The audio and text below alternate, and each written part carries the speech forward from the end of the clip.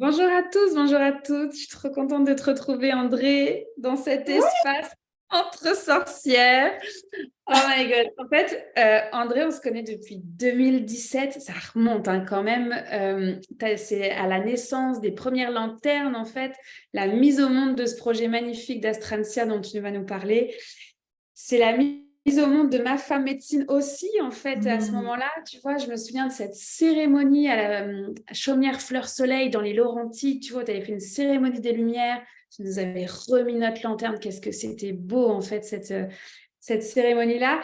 Donc voilà, je suis trop contente de t'accueillir là. On se connaît maintenant et on navigue dans différents espaces ensemble. Alors, est-ce que tu veux te présenter et nous dire quelle sorcière es-tu?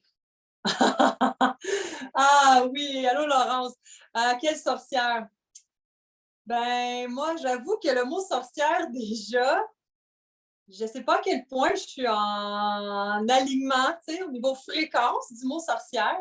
C'est pas un mot que j'emploie nécessairement. Mais je pourrais dire que je suis une femme médecine, femme sage, au niveau du feu, de l'élément du feu. En fait, je pense que tous les éléments, mais principalement le feu. Donc, je suis peut-être une sorcière de la lumière, une sorcière du feu, une sorcière, ouais, de l'univers, de la cellule, de la vie. Et justement, alors cette sorcière de la lumière, elle a mis au monde quand même les lanternes. Tu sais, tu peux nous en parler de ces lanternes? Oui, ben en fait, cette année 2023, je célèbre 10 ans de création en lien avec le feu spécifiquement. Puis d'ailleurs, je me disais qu'en même temps qu'on allait se parler, j'allais allumer la lanterne parce qu'en ce moment, je suis en visite chez ma belle-maman, hein, n'est-ce pas, qui a ses 2 lanternes chez elle. Et donc,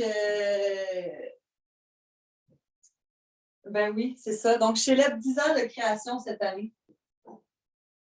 Mhm.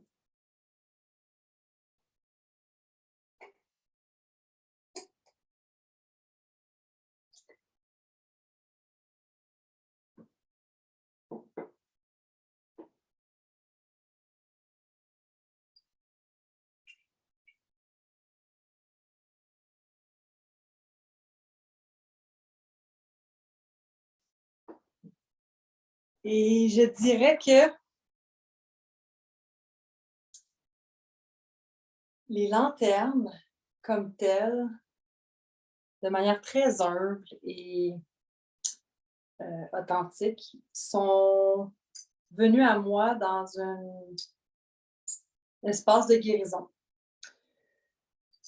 qui était des processus de guérison. Je pense qu'on vit tous des processus de guérison.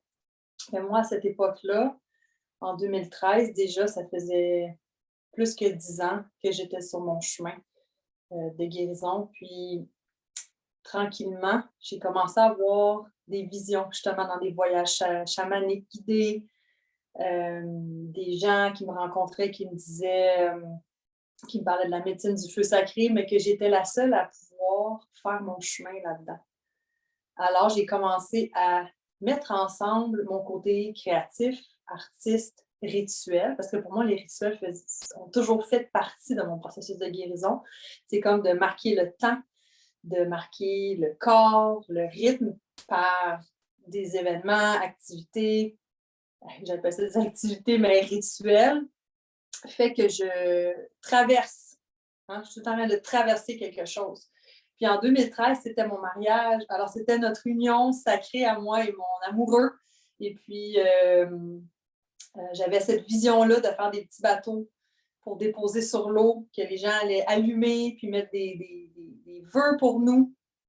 Et puis, à partir du moment où j'ai vu, où j'ai été témoin le, le potentiel créateur de la collectivité, de la beauté qui peut émerger d'une intention personnelle, mais que rassembler ensemble nous offre comme une scène, une expérience qui ne va plus jamais quitter mon cœur, mon esprit. et qui va continuer de me nourrir dans le temps.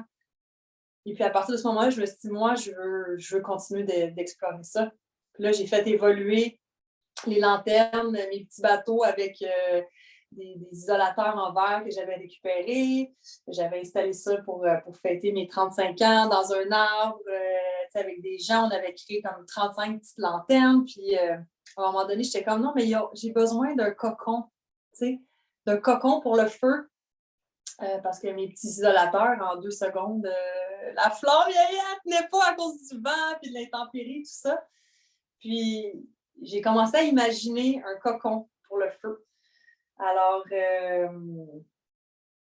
sur ça, je vais y mettre l'intention aujourd'hui.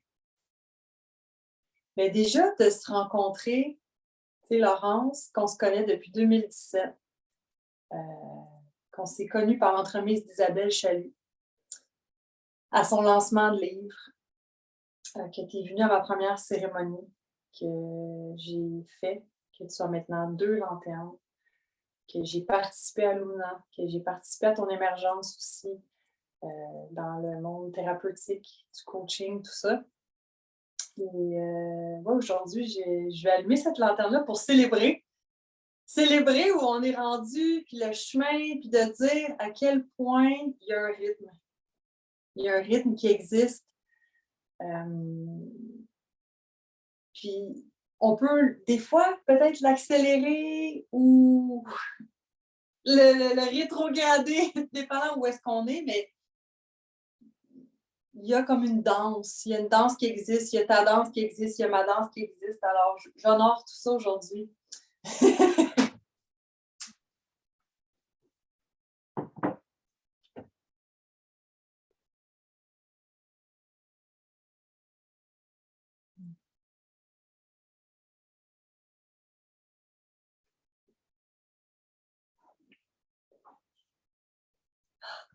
C'est vraiment intéressant en plus que ça soit la lanterne jaune. Tu sais, je suis Ah comme, oui? ah ouais, tu sais, c'est la joie, c'est la célébration. Puis c'est le plexus solaire, mine de rien, c'est prendre sa place. Et tu vois, moi, c'est ça que ça résonne depuis 2017, en tout cas, ce chemin. En tout cas, je vais parler au jeu pour ma part, c'est prendre ma place, justement. Et tu vois, être porteuse de lanterne, pour moi, ça a été salvateur, vraiment, dans ce chemin de prendre ma place. Parce que la première, en fait, que j'ai, c'est la lanterne cristal. Je me souviens, à la cérémonie, j'étais à côté du seul médecin qu'il y avait. Puis, enfin, pour moi, c'était tout un enjeu, la reconnaissance médicale de la naturopathie. Et donc, j'avais installé ma lanterne après dans mon bureau de naturopathe et elle accompagnait en fait tous les futurs parents qui rentraient dans mon bureau. Puis, tu sais, je mettais mes intentions pour ces bébés, ces âmes qui voulaient venir ou celles qui étaient parties trop tôt. Donc, tu vois, ça m'a vraiment supportée en fait dans l'émergence de la naturo et en même temps d'afficher aussi mon côté un peu spirituel, tu vois. Enfin, tu sais, dans mon côté très scientifique là à l'époque et puis là, on peut naviguer entre les deux. Ben, la lanterne m'a appris à naviguer, en fait, justement, entre science et spiritualité. Alors que la deuxième, c'est mes profondeurs, c'est ma lanterne, c'est dans une intimité, en fait, dans ce cocon du feu, de mon feu intérieur, en fait, de venir le nourrir. C'est complètement différent. Tu sais, j'ai vraiment une lanterne médecine, puis une lanterne personnelle. Et, ah ouais, non, puis tu me l'as envoyé en Europe, la deuxième, tu vois, et ça a été vraiment quelque chose pour moi de la recevoir et de dire, ok, je plonge, je suis prête, je plonge dans mes profondeurs. Elle vient soutenir en fait cet espace sacré qui est à l'intérieur de toi, mais là, la voir devant tes yeux, tu sais, d'être dans la matière, ça fait du bien aussi parce qu'on est humain en fait. Je suis d'accord qu'on n'a pas forcément besoin d'objets, mais des fois, ça fait du bien aussi, tu vois, de pouvoir se sentir dans ce cocon-là, de se sentir supporté en fait, justement dans l'émergence de nos feux. Puis, fait que, à chaque fois que je pense à toi, je pense à la beauté en fait. C'est fou, hein, c'est le premier mot qui vient. Parce avant que ça s'appelle Astrantia, c'était... Sacred Path of Beauty. Sacred Path of Beauty. Donc, c'est ça, le chemin sacré de la beauté. Et en même temps, c'est c'est vraiment dans nos échanges de femme à femme ou de femme médecine à femme médecine d'ailleurs, où tu me remettais ce sens en fait. Pourquoi on fait tout ça? Mais parce que c'est un chemin de beauté en fait. D'aller voir ses ombres, c'est faire émerger le beau en fait. Donc Mm. ça a vraiment, ouais, ça a vraiment nourri quelque chose à l'intérieur de moi, tu vois, dans toute l'artiste que tu es. Alors, est-ce que tu veux nous dire aujourd'hui, les lanternes, elles naviguent où, comment, tu sais, c'est la fée des lanternes, elle en est où, quoi? Ben, j'ai le goût juste de faire une petite parenthèse sur la beauté que tu parles parce que un des philosophies de base dans ma création, c'est le yoga de la beauté. Et c'est un petit livre qu'une de mes amies m'a rapporté de l'Inde qui a traîné chez moi pendant des années, que je daignais ouvrir parce que moi, je ne lis pas. Et un jour, je commençais à me questionner sur mon processus. J'étais comme en transition, tout ça. Puis quand j'ai commencé à lire le livre, j'ai commencé à me comprendre. Que, parce que, tu sais, le processus de guérison, ça peut être dans l'intensité, ça peut être dans les profondeurs, la transformation. Puis des fois, je n'étais pas tout le temps douce avec moi dans ce processus-là, mais je ne m'en rendais pas compte. C'était comme, j'avançais, tu sais, j'avançais, puis à un moment donné, je me suis dit, je pourrais mettre plus de douceur.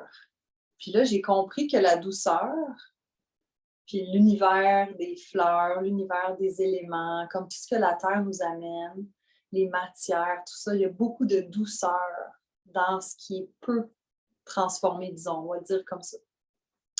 Puis dans le livre, ça disait, ce que j'ai compris, c'est que dans mon processus, la douceur et la beauté amènent instantanément une ouverture du cœur.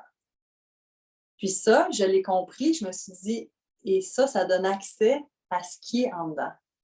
C'est comme notre porte d'entrée de notre monde intérieur.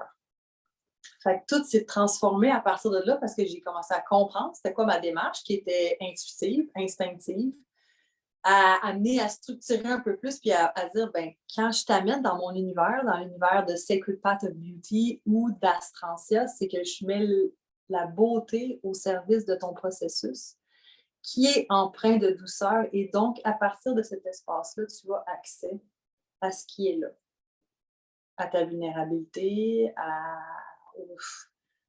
ton monde intérieur, à tes rêves, à tout, à célébrer la vie, à honorer. Tu as une qualité de présence qui vient avec ça. Donc aujourd'hui, la fée des lanternes, ben, elle est rendue chez Astrantia. Et Astrantia, je trouve ça important de partager parce que c'est le nom d'une fleur.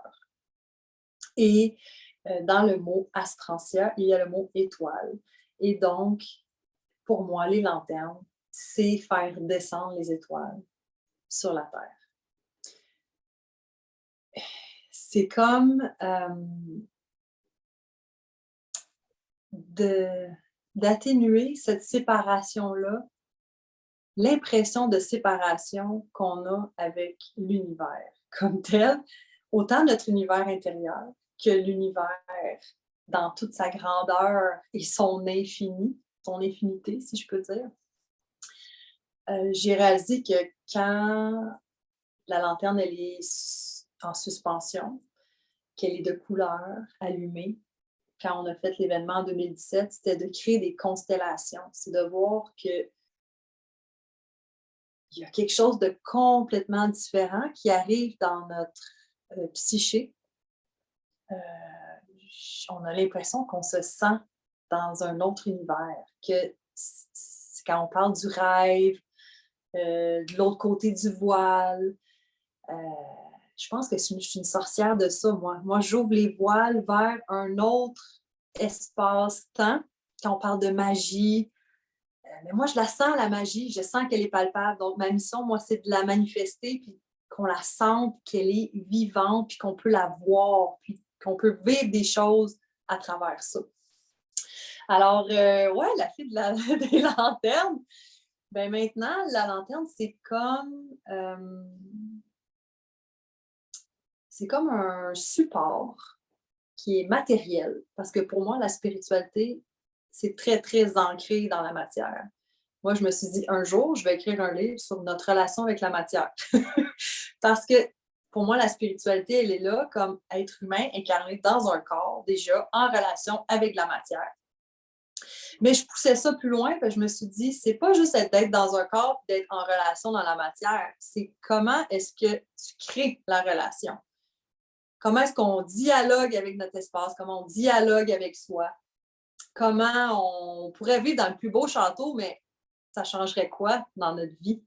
Tu sais, d'avoir comme des choses comme ça. Fait que quelqu'un, à un moment donné, m'a dit ça, oh, mais ça changerait quoi, disons, que tu avais la plus belle maison ou le plus beau château? Et je me disais, ben moi, ce qui changerait quelque chose, c'est d'établir un lien. Ça veut dire que c'est pas acquis, mais que l'environnement, autant que ce soit la nature, notre lieu de vie, elle est là pour nous offrir quelque chose. C'est pas comme, ah, je vis dans une maison, c'est acquis, tu sais, c'est tout. Non, c'est quand même vivant. Pour moi, il y a du vivant là-dedans.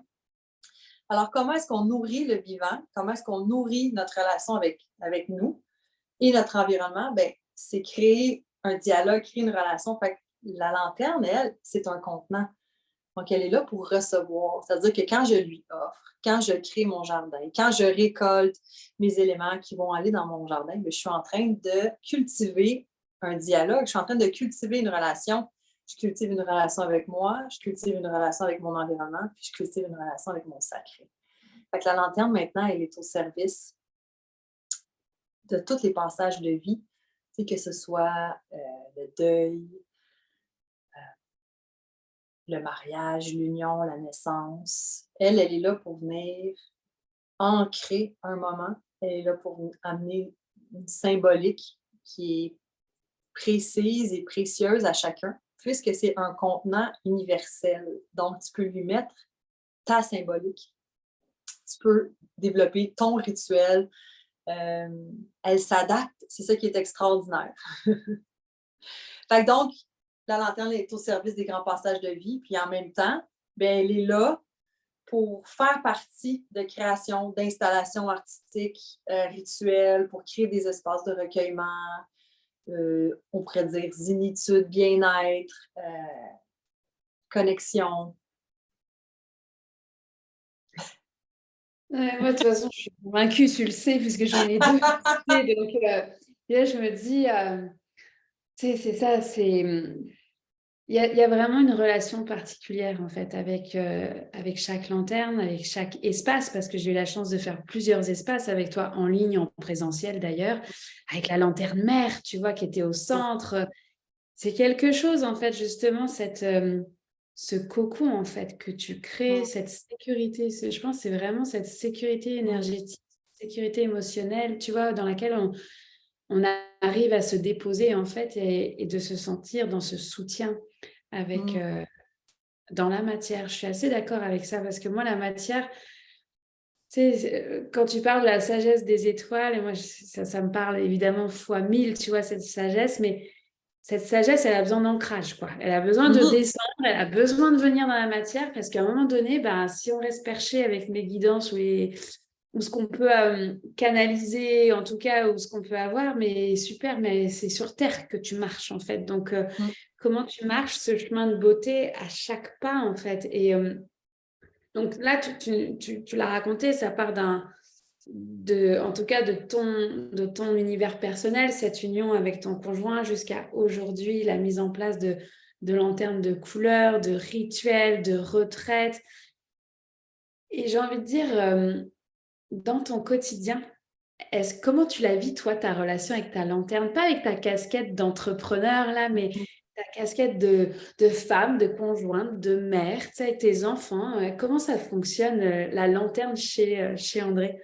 Mais en fait, pour moi, la lanterne, c'est une alliée. Donc, je ne vais pas dire que j'allume à tous les jours. Je ne vais pas dire ça. Mais je sais qu'elle est présente. En fait, moi, j'ai la chance d'avoir plusieurs, d'avoir plusieurs lanternes. Et puis, vient un moment où est-ce que je sens qu'intérieurement, j'ai pas un dysfonctionnement, mais que je sens que j'ai un trop-plein. Que j'ai un trop-plein et que ce trop-plein-là a besoin de s'exprimer par quelque chose de matériel. Alors donc, c'est à ces moments-là que j'installe une lanterne, que j'installe ma lanterne. Souvent, j'ai un bol aussi. Fait que, tu sais, on parle des lanternes, mais André, comme la fondatrice d'Astrança, c'est je suis une artiste, donc je crée des objets rituels. Alors, il y a la lanterne en verre soufflé, j'ai des bols que je vais sculpter qui vont m'accompagner dans des processus. Comme là, je suis dans ma phase de ménopause, donc j'ai commencé à sculpter un bol qui va incarner tout mon processus de transformation en lien avec ça. Et donc, c'est là que je me crée un espace où des fois, ça peut être dirigé par des couleurs, par des fleurs que j'ai, par un lieu dans la forêt qui me parle, que j'ai vu, par un espace dans ma maison, par... Mais c'est pas rare que je change les lieux aussi où je fais mes rituels. Alors, c'est André, la femme. Je me crée souvent des moments comme ça parce que moi, c'est ma manière d'exprimer l'inexprimable. C'est comme si mon mental est capable de traduire un certain état d'esprit, qui est capable d'identifier un certain débordement ou qui est capable d'identifier que, oups, j'ai besoin d'ancrer ce que je suis en train de vivre, un moment d'ancrage. Alors là, pour moi, le rituel commence à partir du moment où je reconnais que j'ai ce besoin-là. Et puis là, je le mets en place. Des fois, ça peut prendre 2 semaines avant que je mette tous les éléments en place parce que je sais que j'ai besoin de telle couleur ou telle fleur ou que je vais aller chercher telle chose, mais qu'une fois que je vais avoir rassemblé les choses ensemble, c'est là que je crée mon espace. C'est comme si je déploie la beauté. Je me fais des plateaux de matière, je me fais des rituels avec l'eau puis les fleurs, j'allume, je me mets des intentions. Des fois, c'est vraiment juste spontanément, je rentre dans mon espace, puis j'embrasse qu'est-ce qui est là. Puis je médite avec la lanterne. Des fois, ça peut être plusieurs jours. Donc, une fois que je vais l'avoir créé, l'espace a une durée de vie. C'est à partir du moment où il a émergé d'un besoin. Puis là, à un moment donné, ouf, je vais sentir que je suis prête à passer à d'autres choses. Donc, je nettoie, je redonne. J'ai un espace où je vais mettre mes offrandes dans mon jardin. Même l'hiver, des fois, je vais déposer des fleurs sur la neige. J'ai vraiment un lieu où est-ce que quand ça a fait le tour, je redonne parce qu'on dirait que pour moi, ça n'arrête jamais. C'est pas comme fini, c'est juste ça s'en va dans des endroits différents. Fait qu'André, ouais, c'est ça. Puis aussi, l'autre chose que je pourrais dire, c'est que André, je suis une très grande visionnaire. Donc, moi, là, les visions, ça descend. C'est pas tout le temps juste pour moi. C'est beaucoup pour le collectif. Puis beaucoup, des fois, pour des directions spécifiques. Fait que les rituels, ça peut prendre 1 an avant qu'ils se manifestent parce que une fois que je le reçois, que je le crée, que je le réfléchis, que je l'intègre, que je l'explore, tu sais, fait que c'est tout ça. Astrantia, c'est oui, j'offre le service, disons, d'accompagnement pour les gens qui vivent un deuil avec la lanterne et ou des installations de lanterne et ou conception personnalisée, mais en même temps, je continue à être connectée puis à développer des choses. Donc, ça, pour moi, c'est comme ça l'arrête, ça l'arrête pas. Ça fait tout le temps partie de ma vie à des moments différents, que ce soit pour mettre de la beauté dans une assiette, tu sais, oui, il y a la lanterne, mais il y a plein d'autres éléments, mais je te dirais que la lanterne, c'est le principal. Pourquoi j'ai goût de faire une petite parenthèse là-dedans? Parce que pendant des années, j'ai été accompagnée par une femme qui m'enseignait les mandalas. Donc, si je peux résumer, le mandala, c'est la cellule vivante.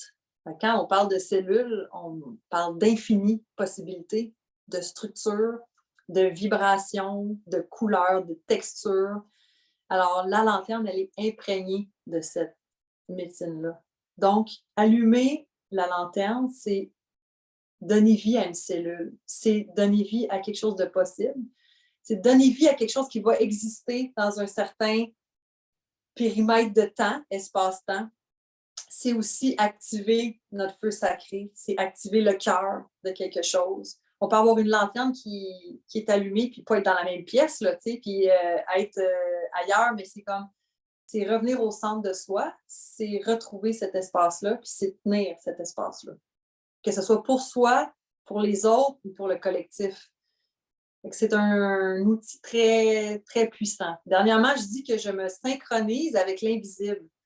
Parce qu'il y a beaucoup de cultures qui, eux, expriment le divin par l'architecture, par la géométrie sacrée, par... Mais c'est ça, c'est que l'univers vibre à ces fréquences-là.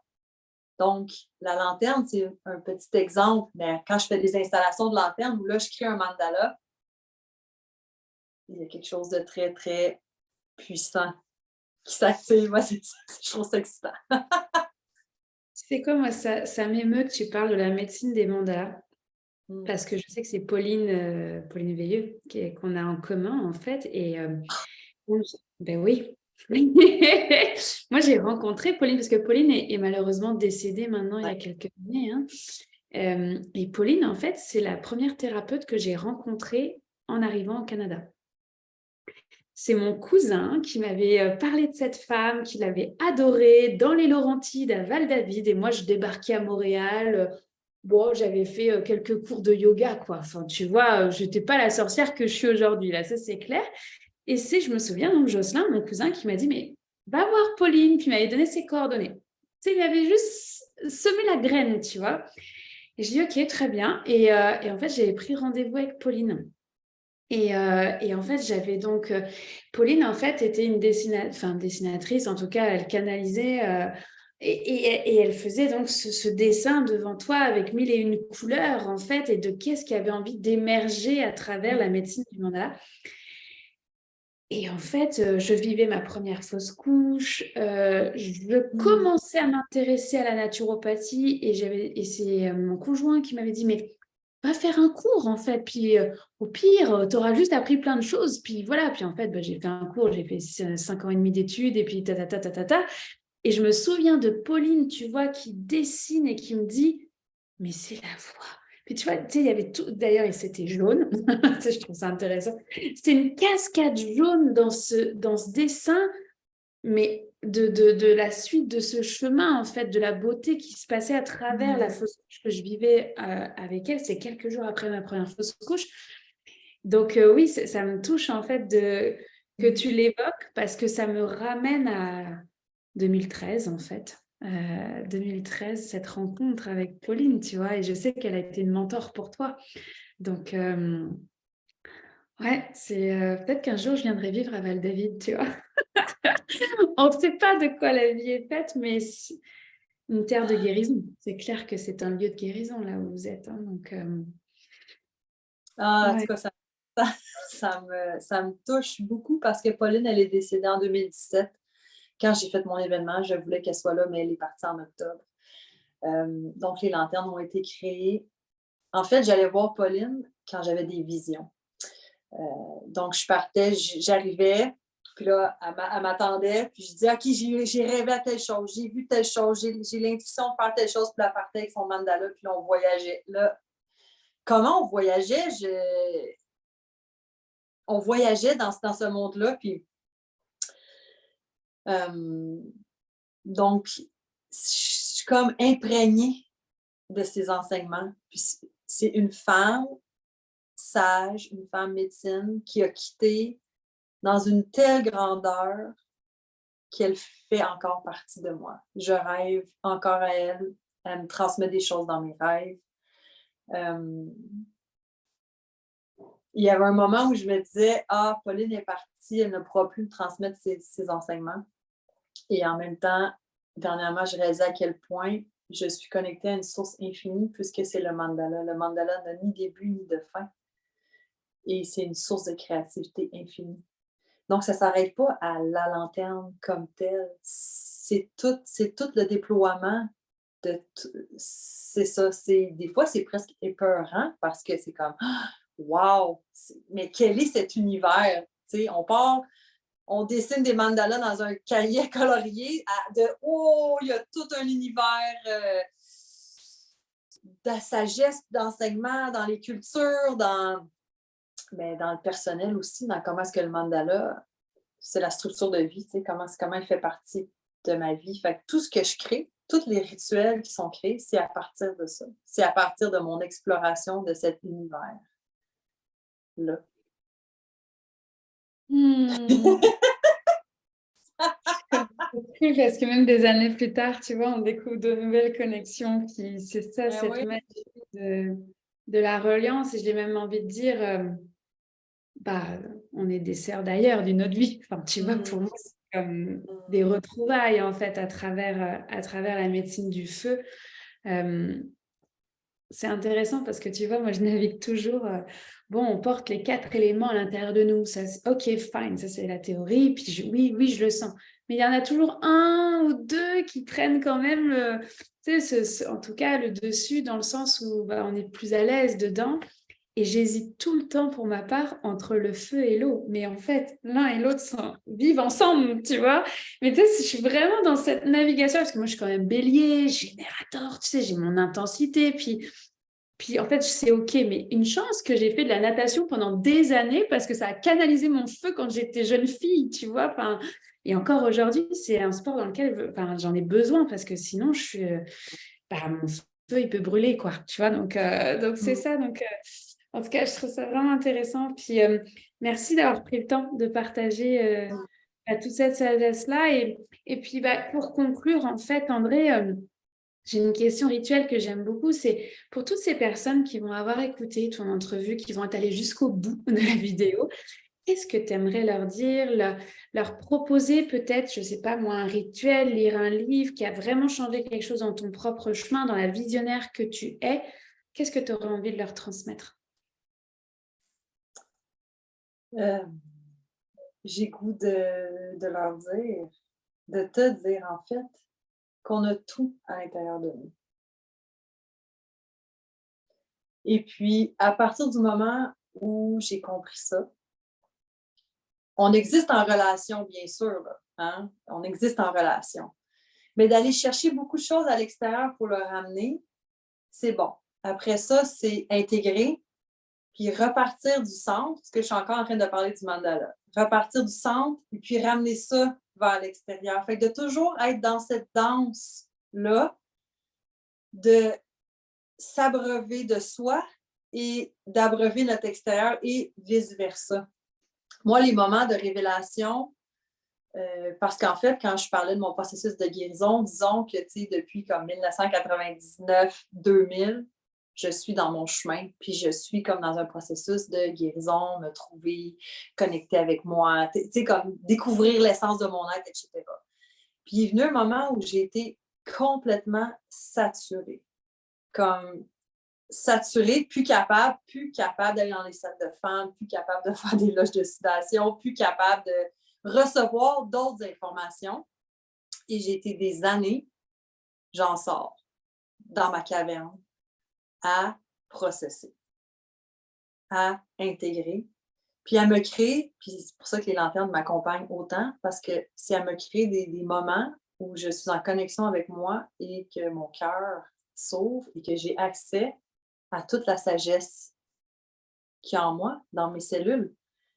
J'aurais jamais pu créer tout ce que j'arrive à manifester aujourd'hui si j'avais pas comme touché à ça en dedans de moi. Fait que ça, de s'offrir des espaces de silence qui nous conviennent, mais de contemplation, de méditation, de connexion avec soi, puis d'aller à notre rencontre, de se rencontrer là-dedans.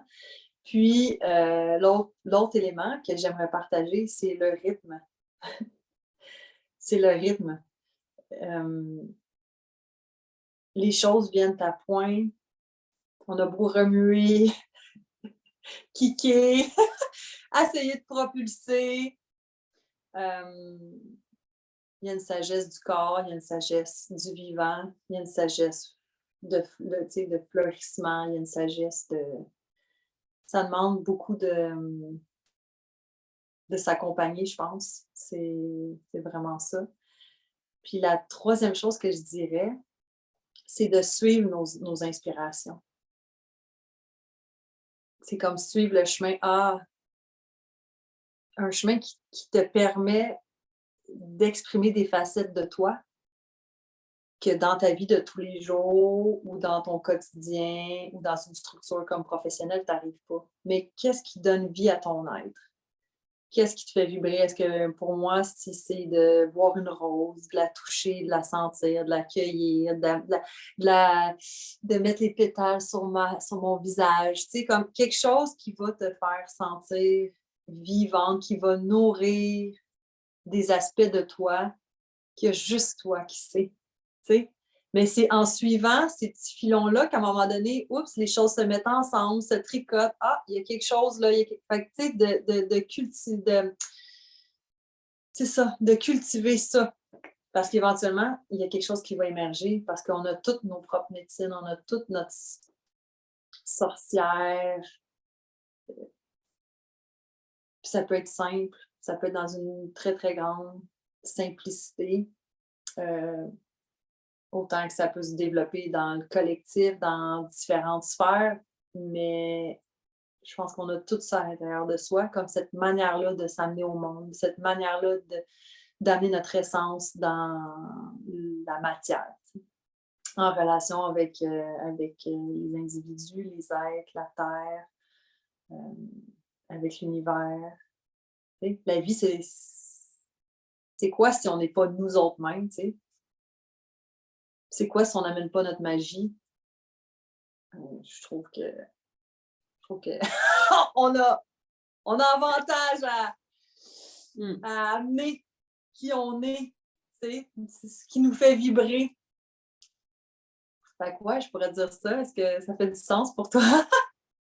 Bah, c'est du bonbon, en fait. C'est des doux rappels qui font toujours du bien. Puis, on continue de tricoter, en fait. Mmh. Tu sais, pour moi, l'éveil, il est tous les jours, en fait. Mmh mh. Tu sais, Mmh. c'est vraiment à tous les jours. Et hop, il y a un petit fil qui pop, il y a un petit... Tu sais, puis là, tranquillement, tu sais, c'est comme un projet de tricot. Il se fait pas en 2 secondes, quoi. Et ça prend Mmh. du temps de créer sa Mmh. couverture, son espace et d'aller tel motif. Et c'est ça qui est magique, en fait, je trouve, dans ce chemin-là, tu vois, de... Enfin, ouais, pour moi, aller connecter à sa magie, c'est sans fin. C'est sans fin Mmh. d'aller connecter à son essence, mais en même temps, bah, c'est comme tu dis, c'est ancrer la sagesse des étoiles, puis c'est se sentir vivante, en fait. Enfin, moi, ouais, je me sens vivante avec, tu vois, avec cette magie-là. Puis bah, elle durera le temps qu'elle durera de ma vie, tu vois. Donc, merci Mmh. pour Mmh. cette douce sagesse, André. Je te fais un énorme hug dans l'énergie, là, tu le sais. C'est fait comme je serai à Boucherville ou en tout cas je serai à Val-David avec toi. Ben, c'est toi qui vas aller en France, hein? Ouais, bah écoute, avec plaisir, hein, moi qui vais revenir au Québec, faire des événements, on ne sait pas, fait que Ouais.